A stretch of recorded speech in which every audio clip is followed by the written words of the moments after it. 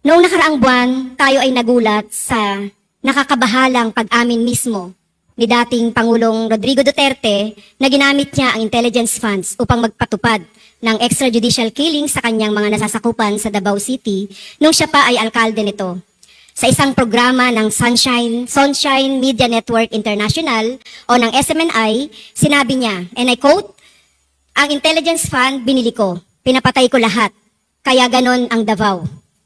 Unquote. Dagdag pa niya, and I quote, "Yung mga kasama nyo, pinatigok ko talaga. Yun ang totoo." Unquote.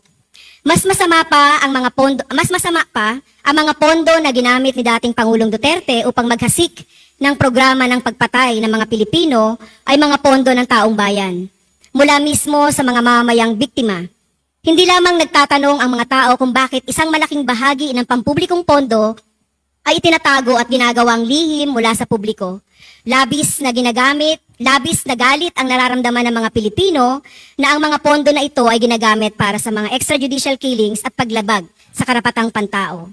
Ang pag-amin na ito ay nagbibigay ng batayan upang payagan ng ICC na imbestigahan ang aligasyon ng crimes against humanity na isinagawa ng dating Pangulong Duterte at mabigyan ng katarungan ang libo-libong Pilipinong pinatay sa Davao City at sa iba't ibang bahagi ng bansa. Noong si Duterte ay bumaba sa pwesto noong Hunyo 2022, mayroon ng higit na 6,000 mga pinatay na kaugnay ng anti-illegal drugs campaign ng administrasyon na opisyal na kinilala ng gobyerno. Pero sinasabi ng mga grupo ng karapatang pantao na ang bilang ay maaring malapit sa 30,000 na katao. Noong ika-8 ng Pebrero 2018, binuksan ng dating ICC prosecutor na si Fatou Bensouda ang preliminaryong pagsisiyasat sa mga paglabag sa karapatang pantao ng Administrasyong Duterte sa kampanya nito laban sa droga. Natuklasan ng prosecutor na may sapat na batayan upang maniwala na ang kasong crimes against humanity ay nagaganap sa teritoryo ng Pilipinas mula sa isa ng Hulyo 2016 at ika-16 ng Marso 2019 sa konteksto ng kampanya ng pamahalaan ng Pilipinas laban sa droga. Ayon sa kanyang pahayag, batay sa malalim na proseso ng preliminaryong pagsisiyasat, ang mga impormasyong available ay nagpapakita na ang mga miyembro ng Philippine National Police at iba pang mga sangkot na mga individual ay iligal na pinatay ang libo-libong sibilyan sa panahong iyon. Noong Marso 2018, nag-utos si dating Pangulong Duterte na umalis ang Pilipinas sa Rome Statute matapos i-anunsyo ni ICC Prosecutor Bensouda na sisimulan niya ang preliminaryong pagsisiyasat sa mga reklamo laban sa kanya. Gayunpaman, hindi ibig sabihin nito na nawala ang jurisdiksyon ng pandaigdigang hukuman sa kaso na isinampa bago ang nasabing pag-alis. Ayon sa Artikulo 127 ng Rome Statute, ang hindi maililigtas ng withdrawal o pag-alis sa ICC ang isang estado sa pananagutan. Una, magiging epektibo lamang ang withdrawal ng 1 taon matapos matanggap ng ICC ang abiso para rito. Maliban kung ang abiso ay nagtatakda ng mas huling petsa. Bukod dito, Mr. Speaker, sinasabi rin ng Rome Statute, and I quote, "Its withdrawal shall not affect any cooperation with the court in connection with the criminal investigation and proceedings in relation to which the withdrawing state had a duty to cooperate and which are commenced prior to the date on which the withdrawal became effective. Nor shall it prejudice in any way the continued consideration of any matter which was already considered or under consideration by the court prior to the date on which the withdrawal became effective." Unquote.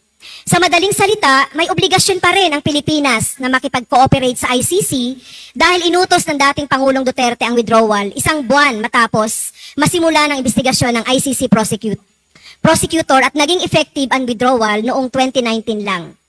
Noong ika-15 ng Setyembre 2021, opisyal na inaprubahan ng Pre-Trial Chamber 1 ng ICC ang hiling ng Office of the Prosecutor na simula ng investigasyon kaugnay ng krimen na sakop ng jurisdiksyon ng hukuman na umano'y nagawa sa teritoryo ng Pilipinas mula November 1, 2011 hanggang March 16, 2019 sa konteksto ng kampanya laban sa droga.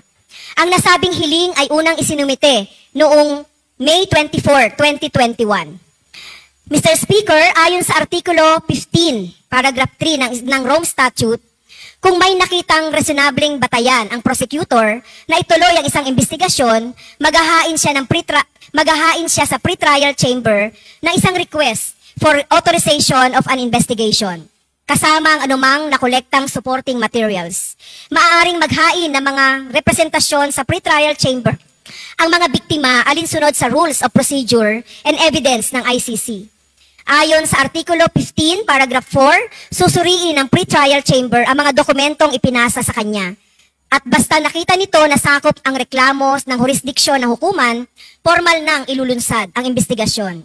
Samantala, bagamat noong 2021 ay binasura ng Korte Suprema and Bank ang mga petisyong kina-question ang bisa ng desisyon ni dating Pangulong Duterte na umalis ang Pilipinas sa ICC dahil sa pagiging moot na nito. Kinumpirma ng Korte Suprema na ponensya ni Justice Marvic Leonen na ang Pilipinas ay patuloy na obligado na makipagtulungan sa criminal proceedings ng ICC.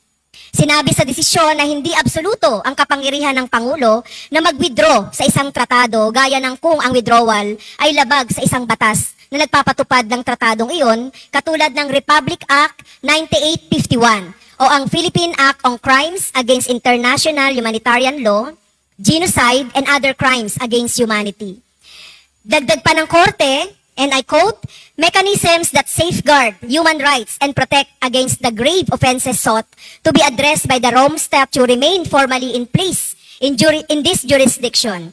Further, the International Criminal Court retains jurisdiction over any all acts committed by the government actors until March 17, 2019.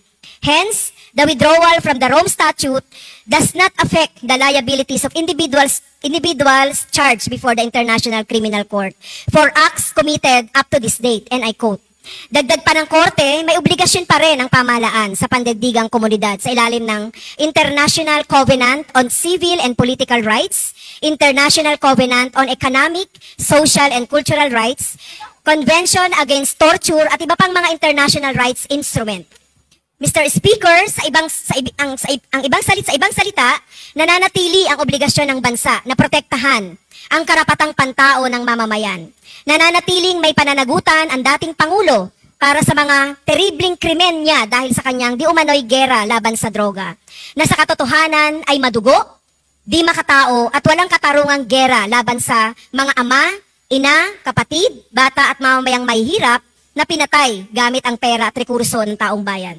Sa mga kadahilanang ito at para makamit ang katarungan para sa libo-libong pinatay sa ilalim ng Administrasyong Duterte, nananawagan kami na sana'y makipagtulungan ang Administrasyong Marcos Jr. sa ICC sa lalong madaling panahon.